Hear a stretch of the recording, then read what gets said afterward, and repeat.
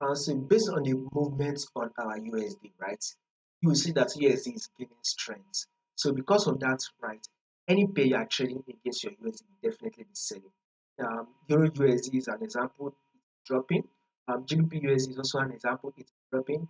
Gold also is also an example, it's dropping because USD is gaining strength. So with this movement on our odd USD, we should be expecting a bearish move for the day.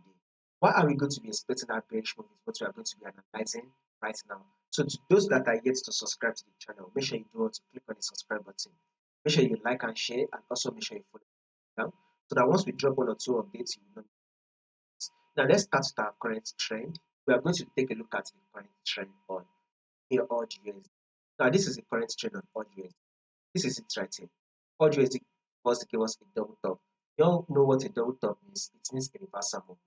The market was able to drop and it gave us a lower high, right? Market then was able to give us another drop to form a new value.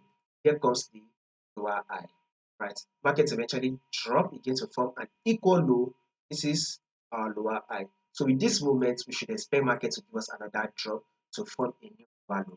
Thereby taking out this low, also taking out this low.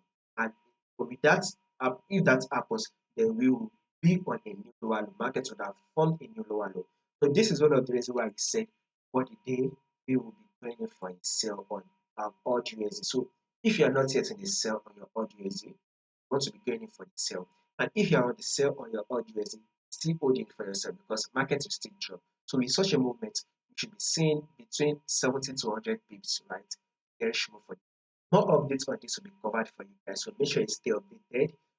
Subscribe so you will not miss out on any single update, and also follow the Telegram also. You will find the link to the Telegram in the comment section.